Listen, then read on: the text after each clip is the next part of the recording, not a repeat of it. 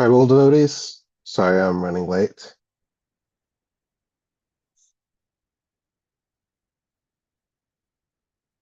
Can everybody hear me? Loud and clear. Hi, thank you. Once again, sorry that class is starting late. Jaya Radha Madhava Kunja Bihari. Jaya Radha Madhava Kunja Bihari. Jaya Gopi Jana Vallabha Girivaradari. Jaya Gopi Jana Vallabha Girivaradari.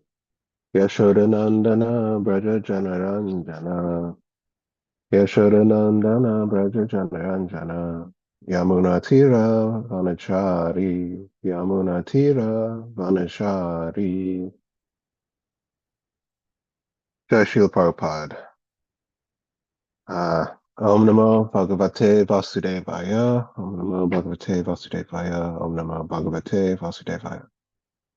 So today we are reading from Canto 5, Chapter 17, The Descent of the River Ganges, text number 14.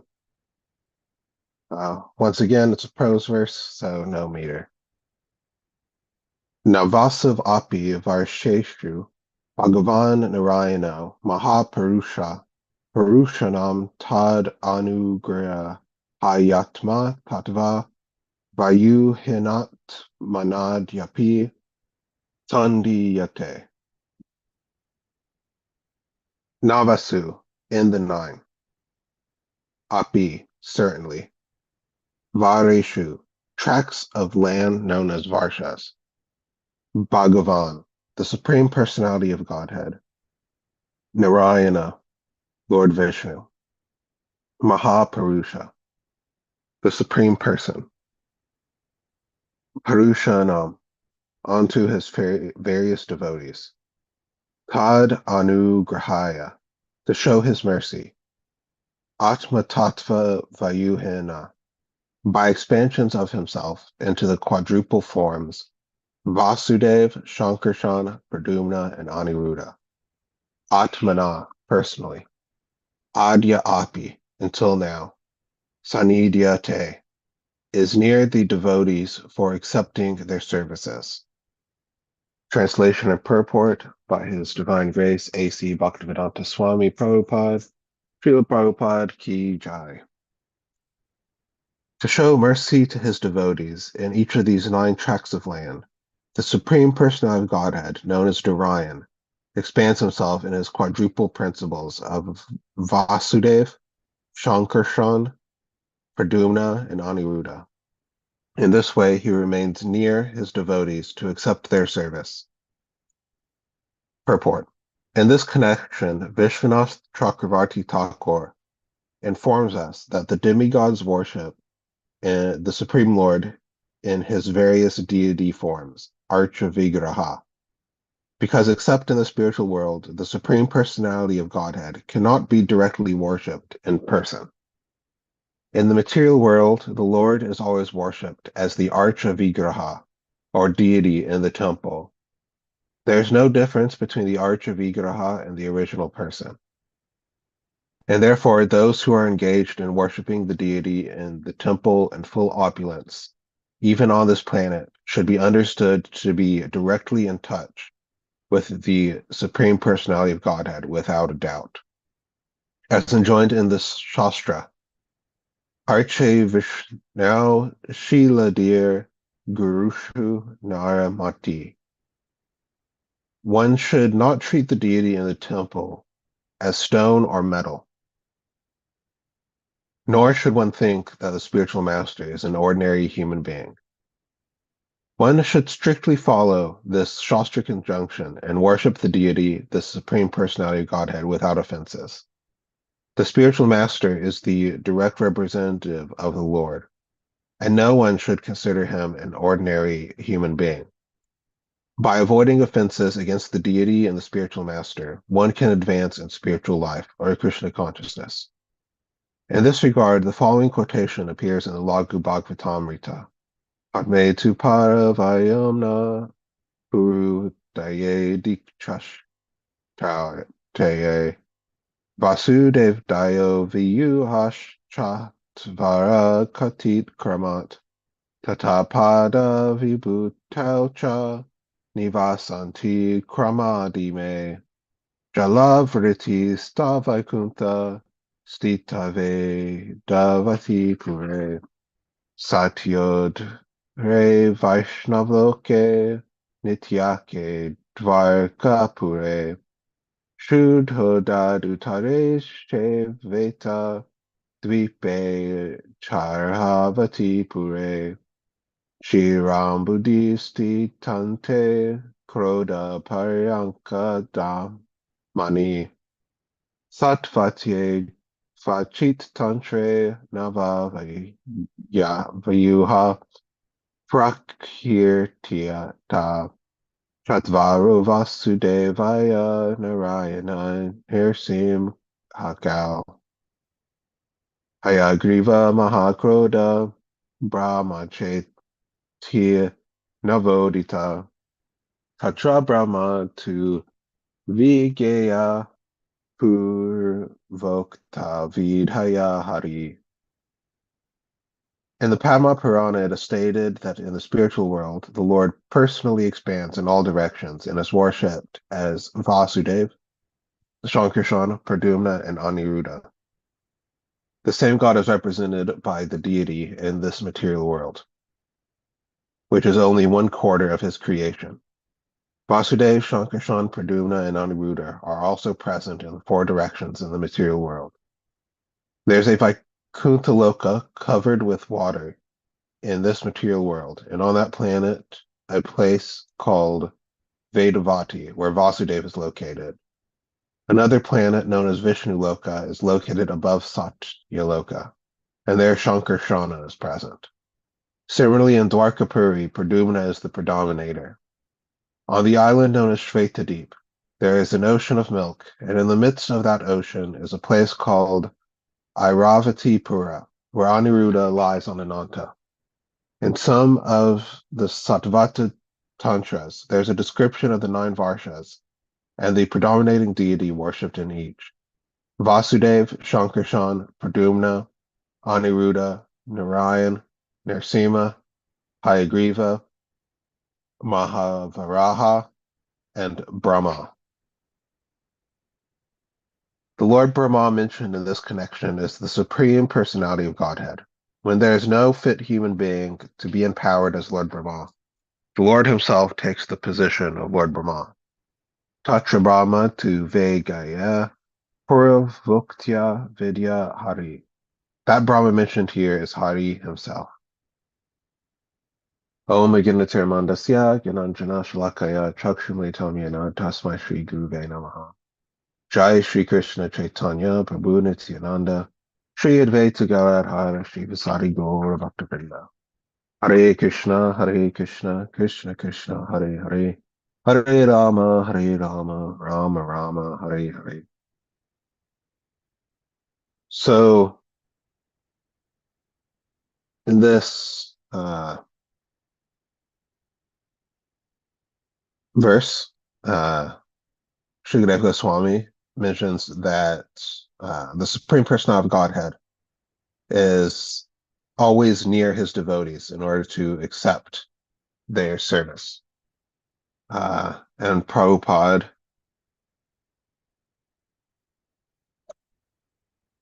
further explains in the purport, he mentions this in forms of the Archa Vigraha and the spiritual master. And if one considers or looks at what we do in devotional service, our process of devotional service, it seems to be full of things that look like one thing but are actually something else. Even the process of devotional service itself is somewhat like this, in that it looks like uh, normal material activity. Uh, it looks like reading, just normal reading, or uh, going out to do the garden, going out to sell things on a street corner. I know many times when I was a book distributor, well, not many times, sometimes we'd get into arguments with other people who were collecting signatures or selling things on the street.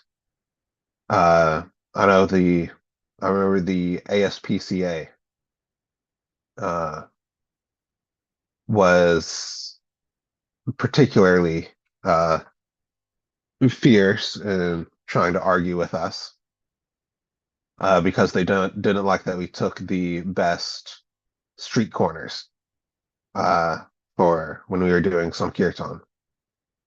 And they had, the conception that I'm sure many people have that, they were doing their, uh, street work and we were doing our street work, and it was more or less the same. Uh, but in actuality, the process of devotional service is completely different than material activity. Uh, Material activity is under the modes of nature. No matter what sort of activity uh, one is doing, even what passes for spiritual activity many times these days, uh, is actually um, just further binding one to the uh, material world, to the material energy. And uh, the only thing that doesn't is devotional service to Krishna. All other sorts of activities bind one to the material energy. There's a lot of, and it's not always that these so-called spiritual activities that others engage in are, even mode of goodness activities. It's very prevalent nowadays for people to attempt to have so-called spiritual experiences through hallucinogenics. They get intoxicated with LSD or ayahuasca or something like that. And when their mind supplies images, or maybe they're seeing some sort of subtle reality, which is possible in principle, uh, then they think, oh, this is spiritual. But actually, spiritual just means in connection with Krishna. Uh, Even if it seems like the same activity. One needs eyes to see how it is different. Eyes coming from transcendental knowledge. Uh, yeah, because Prabhupada mentions in the purport, even the deity in the temple uh, as Archer Vigraha. There's no difference between the Archer Vigraha and the original person. So when we engage in deity worship, we are directly worshiping the Supreme Personality of Godhead, which is hard for people to understand. That there's this form that looks, it's made out of metal or stone or wood or whatever substance it is made out of. Uh, and we say that this is the Supreme Personality of Godhead. we recently had a couple of students visiting from Penn State. I think they're from Penn State, and one of them, who has a Chinese background, so she was very influenced by Buddhism, uh, couldn't understand at first. This somehow the topic of deity worship came up, and couldn't understand at first that Krishna is that the deity Krishna is not different from the original Krishna. And she was asking questions like, do you ring bells when you're offering because Krishna's somewhere else and he hears the bell uh, and comes. Um, uh, which of course isn't what's happening. You can see Krishna right there. Uh, and many people consider deity worship to be idol worship. Uh, I know I myself come from a Jewish background, so probably many people who I grew up with would call what I do now idol worship, uh, which is, of course, for anybody familiar with Judaism, one of the uh, biggest things you're not supposed to do. Uh, but it's, as Prabhupada points out in many places through his books, that the deity is different than an idol, because an idol is an imagined form of God. Uh, and the deity is the uh, authorized form of God. Uh, in so many of the scriptures, there are descriptions about how various forms of the Lord look like. All the details of his limbs, of his eyes, even what form he likes to stand in. And additionally, in addition to these scriptures, uh, there's, as far as I'm aware, still the tradition of apprenticeship in deity making, as in one uh,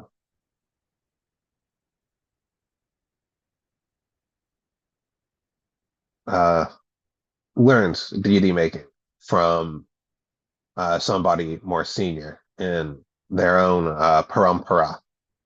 And then one knows, is trained, this deity you construct like this deity form you construct like that, uh, and so on and so on. And then the knowledge is there. Uh, so we know that, so it is different than just worshiping a concocted form. So many, because actually, if one looks, so people consider so many different things to be the supreme. Uh, just philosophically, it's not necessarily even that they would say that uh, this is God. Many people are atheists, or just nominally religious. Uh, but they act in a way that uh, they take this thing to be supreme, uh, and when it's actually a concocted idea. For many people, it's wealth, just money. They consider it to be the supreme good. I remember hearing secondhand, so I don't have a source for it, but a quote that I heard attributed to Jeff Bezos that basically said the greatest moral law or the greatest moral principle that he follows is the interest of his shareholders. Meaning basically, that he's the CEO of Amazon and he has shareholders, and his top moral priority uh, is to uh, make a lot of money for the shareholders, uh, and that is right and wrong.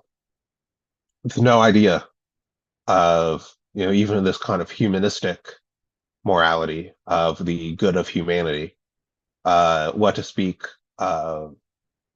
knowing that there is a law given by uh, representatives of the Supreme Lord, that there's law over all of humanity that is inescapable, that says what is moral and what is immoral. Uh, Many people today uh, don't even, I guess, consider it or philosophize about it that much. You can tell in many cases by people's actions that their supreme lord really is themselves. That's one,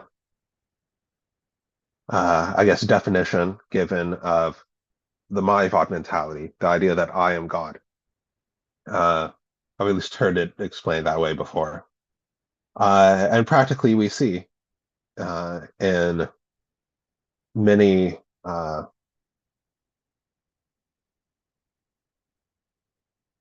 people today that, practically speaking, they view themselves in one way or another as God.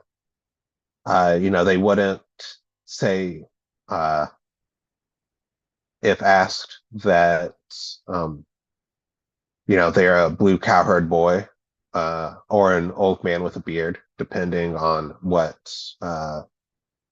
conception of God or what culture you're drawing your conception of God from. But the main goal of their life, the main focus of their life, is their own pleasure. Uh, and if one does not, and the thing is, if one does not accept a higher reality, a higher um, good, then why not just look for one's own pleasure? Uh, I remember seeing this debate before between this one famous internet commenter and some other people, and somebody accused him. And he was an atheist, very openly atheist, and somebody accused him of being a hedonist. They didn't like his uh, lifestyle, which was very non-traditional in many ways. And they said, "Well, you're just a hedonist." And he proudly said, "Yes, I am a hedonist, 100%." And uh, in a certain level, because he's an atheist, it makes sense. Why not just look out for your own pleasure? Uh, if one believes that uh, the world has no order or foundation to it beyond some impersonal laws that deal with subatomic particles, and there's no consequence for the actions that we don't get caught for. Uh, and there's no reason to not do anything other than other people might not like it and put you in prison or something like that. Uh, So, but of course, the that shows a very small uh, fund of knowledge. That shows, yeah, a very small amount of knowledge about the entire uh, actual situation of the material world. We know, of course, that the laws of karma act on everybody, uh, and that just by being hedonistic, one uh, makes one's position in future lives uh, more precarious and will lead to much suffering in future lives, whether in the hellish planets or in lower births in the future. Uh, and one doesn't even actually need to be so much religious to accept the truth of reincarnation. There was a lot of work. This is pretty well known in some circles, including perhaps this one, about Ian Stevenson, who did a lot of scientific study of, he called them cases of the reincarnation type, where there are people who had past life memories, and he actually investigated them to the point where the American Medical Association, they didn't go as far as to say, this proves reincarnation, but they said there's no known physical or medical uh, explanation for the evidence that Ian Stevenson has gotten. So accepting reincarnation doesn't require so much religious faith, even just uh, lack of religious like faith in physicalism. Um, and of course, one's even greater self interest uh, is in serving the deity, where one can get out of this cycle of uh, birth and death once and for all. But we lack knowledge of that today.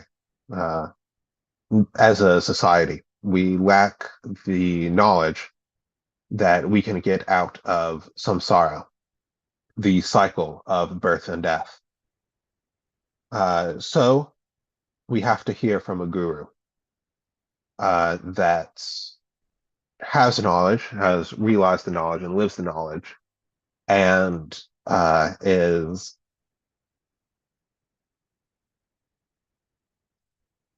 uh, willing to impart that knowledge to others.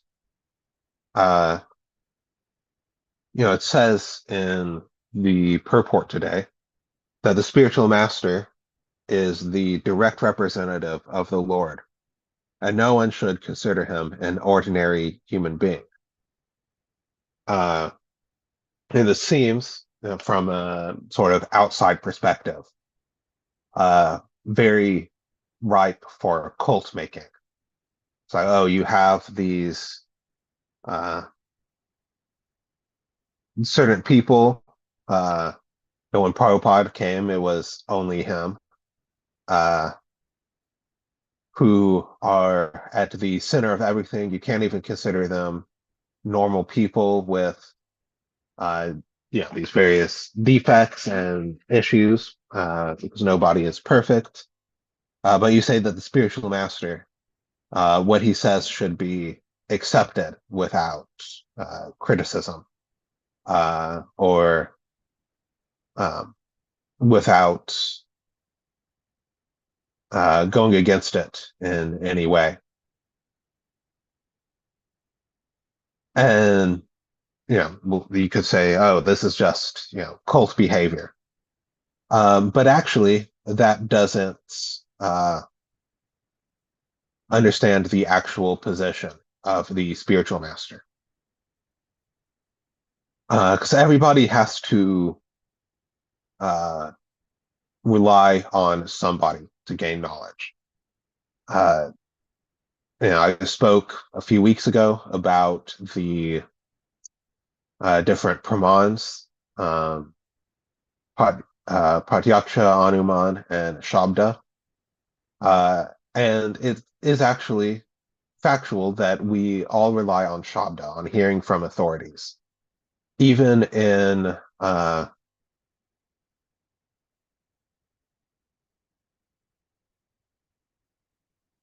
fields where, or areas of knowledge, where it seems like uh, Pratyaksha and Anuman are more uh, prevalent, we actually rely on Shabda. For science, an example, which seems very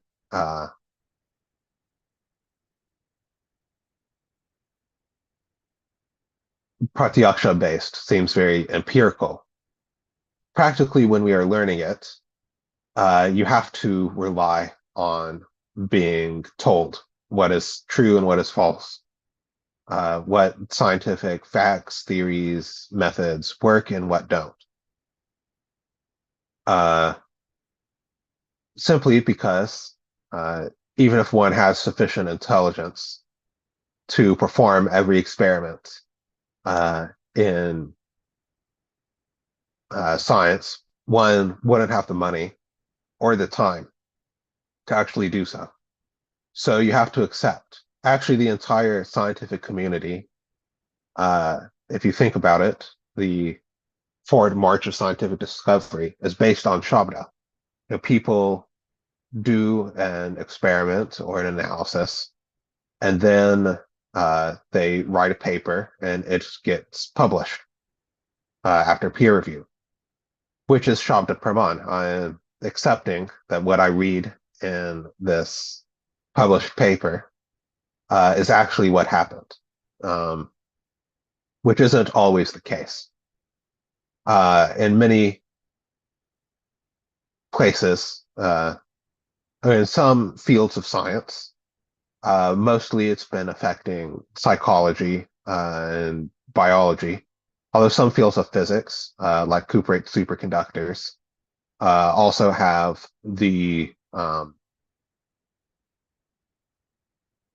this issue, which is what's known as the reproducibility crisis. So the idea is that uh, you publish your paper, and then people read it, and it's supposed to be reproducible.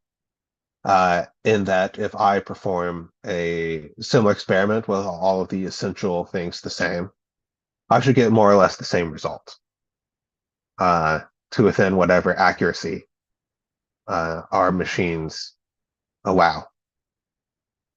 Of course, because of the way the scientific community is structured from a sociological standpoint, the reproduction of many things is far, far behind the actual publishing of these results, simply because there's no glory in reproducibility and reproducing things, reproducing these experiments. You get the prestige for being the first one. Nobody gets the prestige for being the one to check that the first one actually did things right. So these reproduction studies are far behind the actual uh, studies themselves on the edge of knowledge, so called. And what people in these different fields are finding um, is that they aren't able to reproduce these results. That even though they're setting it up the same way that these other studies have done the same experimental setup, same everything. They are not getting the same result. So then that, of course, begs the question, what happened with the first study? Did people just lie? Did they engage in something, like p hacking, where you play around with a statistical analysis to make your study or your results seem more significant than they actually are? Or, were you throwing out outliers when you shouldn't have? And things like that. Uh, so then the question becomes, or boils down to, who can you actually trust? Who is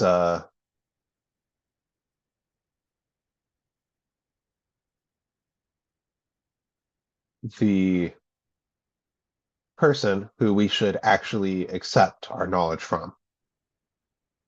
And we are far better off accepting knowledge from the spiritual master than from people who are full of these various defects. And it is actually very eye-opening in a certain sense to be immersed in the academic community or the scientific and mathematical community, because one gets to see these professors, these academics, some of who I knew were actually very they wouldn't be so well known outside of the mathematics world, but within their fields, they were some of actually the top people uh, in the uh, in the academic community in which they took part. But if you look at their personal lives, um, just politics and backbiting and interpersonal issues or substance abuse issues are very prevalent within certain academic communities as well. Uh, and there's no reason to think that they aren't carrying those, one can't say a priori that they aren't carrying those same faults into their professional life when they are, when it suits them. Uh, but the spiritual master isn't like that. The spiritual master is the direct representative of his spiritual master, who represents his spiritual master all the way back to Krishna in Parampara. So one should not consider the spiritual master as an ordinary person.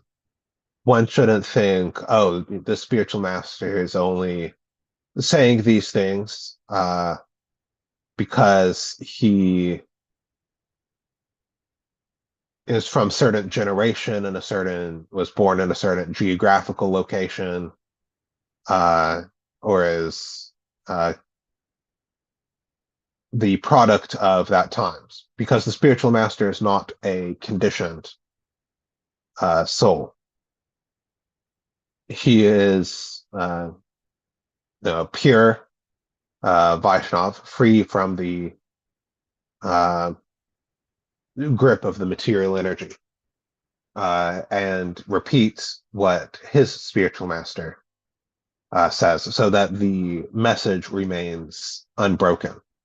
So even though the spiritual master looks just like any other person, he should not be accepted as such, because no other person has the ability to deliver us from the grip of the material energy and the cycle of birth and death. Just like no concocted form of God, whether in the mind or with so-called material substances, uh, has the ability to deliver us from the material energy. uh, and no other activity, even if it looks the same, has the ability to deliver us like devotional service can.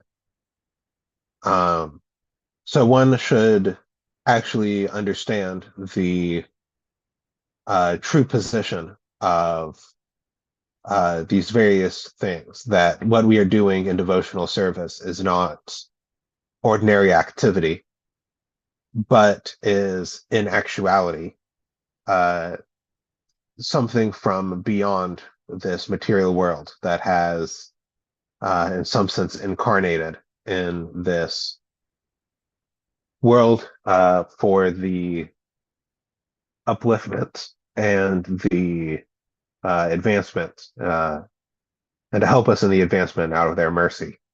Uh, these representatives and forms of Krishna. So that is, I guess, where I'll stop. Um, Once again, sorry that I was quite late today. Are there any questions, comments, additions, subtractions? Thank you so much, Carlos Harupa Prabhu. Always love your classes. Thank you. And no, you really highlighted the issue so nicely when you're saying that even for materialistic science, we rely on testimony, shabda. Mhm. And ultimately, it comes down to the character, the quality of the person making the claim. And as we see with the replication crisis and science, it's not a lot of high integrity, unfortunately. Yeah, Things will be published, people will get their grants, and then no one can reproduce it or no one even cares to try. So it just yeah. shows low integrity. So you have to And accept that and in that time, other studies have been done based on, different theories have been developed based on those studies, which can't be reproduced. I'm sorry, Uh, I don't understand. so somebody has a study, right? Hmm. And if somebody's building a theory, they might use that study. Oh, Uh, even but though then that first somebody, one hasn't been replicated yet or yeah, confirmed. exactly. And then somebody comes along and they can't reproduce it. But so Right. much is built on it uh, that nobody can actually say whether it's true or not. Yeah. Wow, remarkable. So it shows pretty low integrity. And Hmm. unfortunately, we see time and time again that even some of the world's most famous scientists, many who have published, written books, oftentimes in their later years, the truth comes out about their Hmm. behavior, their character. Like I was really crushed to hear about Francis Crick, one of the Hmm. co-discoverers of the double helix in the genome. Yeah. It came out to be just such a raging racist about how certain people are lower Yeah. than his people. It's just like, and he wasn't holding back, and it wasn't, I don't know, invalidity due to old age. He was just revealing the truth, just such low integrity. So we have to accept the Hmm. character of someone's who is an authority and recognize that some have superior character, personality, their self control, and that lends to the authority of what they're saying. So I really Hmm. appreciate how you illustrated that by comparison to scientific study. Yeah. And even on that point of, people who are highly respected, and then later it comes out, after they died or something, um, that their character is actually very low. Actually, something like that is going on now. Uh, I don't know how closely people are watching the news or anything, but there's a lot of controversy now about Stephen Hawking, uh, because less than 2 days ago, I guess, the flight log from Little St. James, which is Epstein's island, was um, released, and Stephen Hawking was on there. And there are apparently witnesses that say he engaged in some of the nefarious activities there. So even now, we are seeing the point that you're making, that these scientists are idolized or even uh, deified in some way. And then later it comes out that they weren't that good people.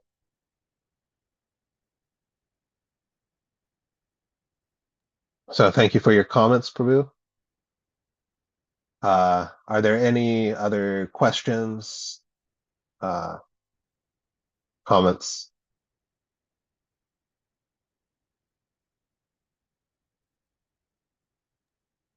Just that there's no one like Srila Prabhupada. You Hmm. don't know anyone of such high integrity, Yeah, honesty, consistency. And, some 50, 60 years after his departure, still just can't find so much scandal. It's just right. there's just nothing there to critique. So it's amazing. Yeah, I know. I heard in a lecture, Small Krishna Maharaj say before. He was talking about the moon landing, which of course there's various opinions among devotees and various statements by Srila Prabhupada about whether the moon landing actually happened and if they did go, where did they actually end up. But uh, Small Krishna Maharaj was talking about um, this devotee that had left the movement, supposedly because he couldn't accept that Prabhupada said the moon landing didn't happen. And the point that Maharaj made was that actually, if you look historically at the times when the uh, moon landings happened, every single moon landing happened under Richard Nixon. Uh, and Maharaj was making the point that you can either believe Richard Nixon or you can believe Srila Prabhupada. Uh, and Richard Nixon has already been proven to be a cheater. Well, nobody has ever seen a place where Srila Prabhupada cheated people.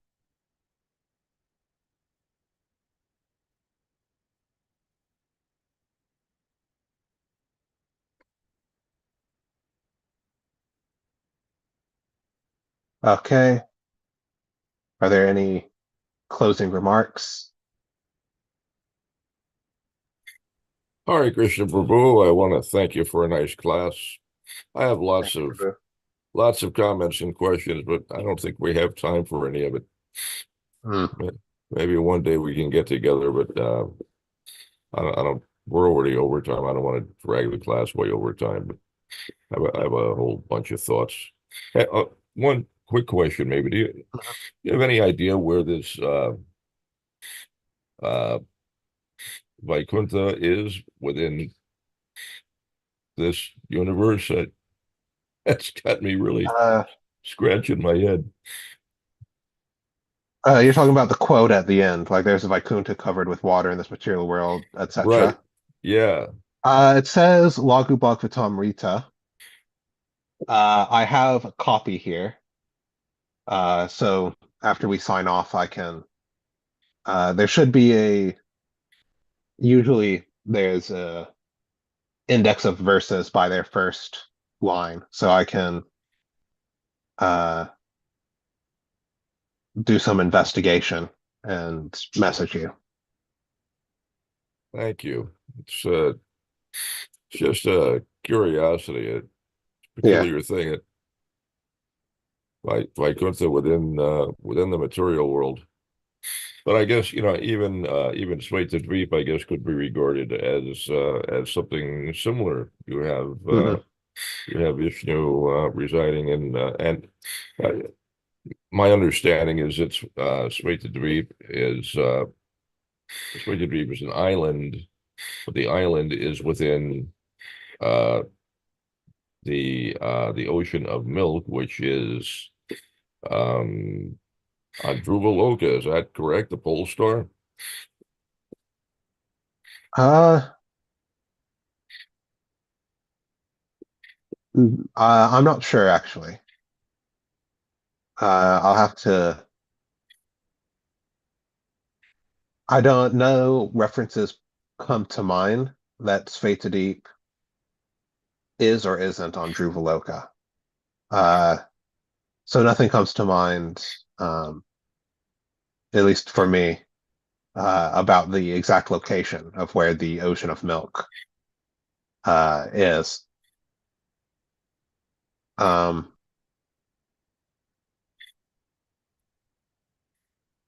Yeah, I don't remember them saying specific, like anywhere where it says specifically that it's on Druvaloka, or that it's, its own uh, planet or island somewhere separate. That's the way I remember it, but of course my memory is abysmal, and it's been a while since I read those passages, Hmm. so I have no confidence in my own ability to remember anything accurately. Hmm. I had some thoughts about you. You mentioned uh, corporations, or you were talking about Jeff Bezos and Yeah, his moral theory. right, his concept of morality is just basically doing the bidding of the shareholders, and this is something which I thought a lot about over the years. I once was a CEO of a corporation, Hmm. had a computer company. I was in the beginning of the microcomputer revolution. I was neck and neck with there was a young guy that was my top competitor, some character named Michael Dell. Hmm. Uh, and anyway, so I thought a lot about corporations, and for a while I concluded that people complain about capitalism. Hmm. There are some people who regard capitalism as some kind of an evil, and my conclusion is that they really haven't thought the matter through that thoroughly. It's not actually capitalism per se that is potentially the problem, but within capitalism you have economic structures that are subject to default, and the legal structure we know as corporate structure is Hmm. it has the potential to be a huge problem, precisely because of people like Jeff Bezos, who for many corporations they simply at their core they have a profound legal obligation to just to turn a profit for the shareholders, Hmm. and written into the structure is there is no other element of ethics to regulate how that's accomplished, and so you have all Hmm. kinds of nefarious things that happen. But there are corporations that are managed in a very different way, Hmm. with all kinds of ethical elements. They try to be more ethical. So even corporate structures are not necessarily evil inherently, Right. but it's a question of how they are managed. But traditionally, corporations were they were just evil as all heck. It was ridiculous. I used Hmm. to do studies of various corporations, and my gosh, Hmm. um, very very very harmful. And because you don't have any single individual who is ultimately accountable for the repercussions of the actions of the corporation. But part of the whole purpose for forming a corporation is to absolve um, uh, you know individuals of liability. Hmm. The problem becomes the problem of the corporation, and so corporation is regarded legally as an entity, as a person, and Hmm. treated as a person. So you can protect yourself and your assets by forming a corporation, and then in the event that someone sues you or something, they sue the corporation and you remain untouched. So it becomes uh, not only a way to avoid liabilities, but it tends to lend itself towards the encouragement of all kinds of unethical behavior. But as I say, there are also ethical corporations. So with regards to capitalism, of course, the Vedic economic model was a capitalist one, Hmm. as Srila Prabhupada describes it. Pretty clearly free market capitalist kind of arrangement. And Srila Prabhupada seemed to be quite okay with that. But there's for anything really, people will find a way to abuse things and behave badly. Uh, I could go on. I have lots of thoughts about corporations. What was the other thing that I had on my mind? You mentioned something else. This is my Kali Yuga memory only gets worse with every passing day. Um, anyway, oh, you were talking about scientists and Hmm. they the fact that sometimes their findings become incorporated in later studies, even without um, any Reproduction. yeah, right. So, the initial findings are not verified, and then it becomes at least a partial basis for further studies, and Hmm. so you perpetuate all kinds of problems, and it has the potential to snowball into a monster. And when you mentioned that, my first thought was because I'll readily acknowledge that I am skeptical of uh, pretty highly skeptical of the global warming Hmm. thing. Um, I've followed it for many decades, and I was on board for many decades, I'll say, and then I started looking at some of um, the scientists who don't accept this idea, and I found it in many cases they seem to make some very compelling arguments. Um, it's a whole bunch of um, inconvenient facts about the whole thing, and several scientists have stated that to date no one has actually proven that that man's emissions of greenhouse gases are in fact contributing significantly to warming of the atmosphere.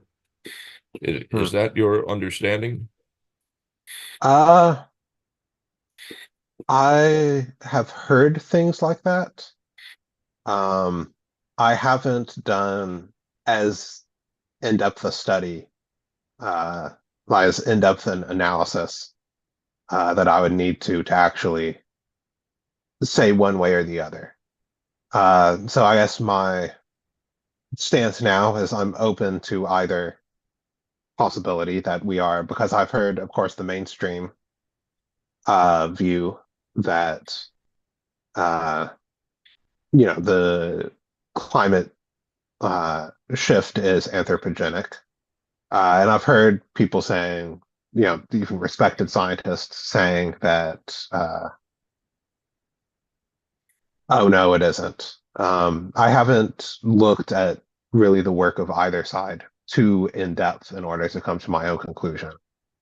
Although I do many times, uh, if somebody goes against the kind of mainstream narrative and risks really their career and their livelihood and everything, uh, then I'm kind of more inclined to give them the benefit of the doubt, simply because people won't give up everything for something that they know is a lie.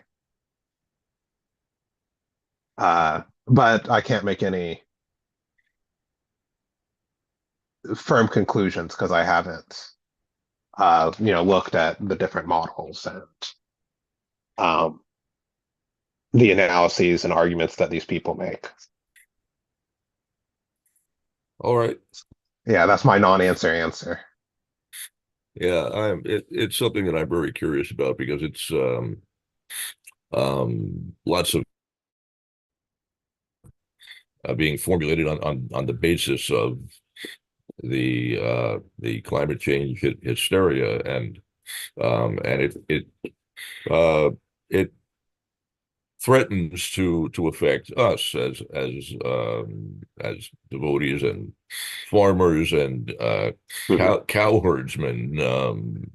There is an interest in either eliminating cows or modifying cows genetically, or treating them somehow chemically to reduce their methane emissions.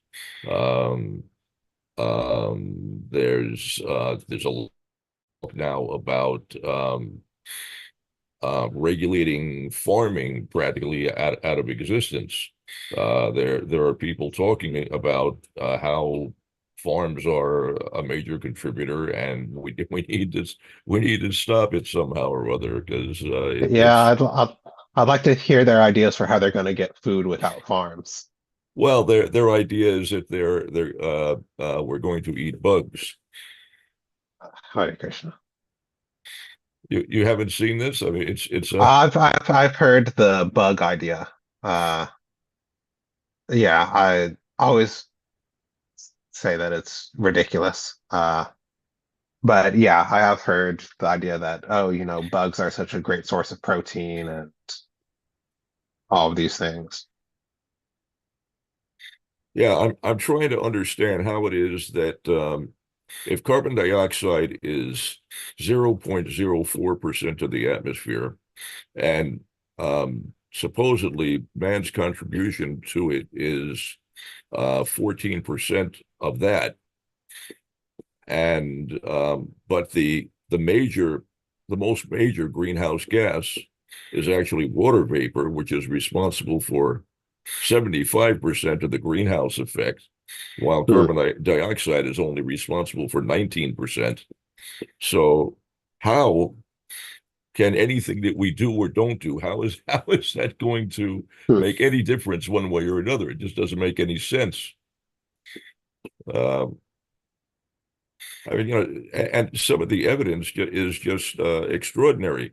We're all familiar with, well, I don't know. I could take it way over time, and we're going way out on an extreme tangent here. I'll just leave it there.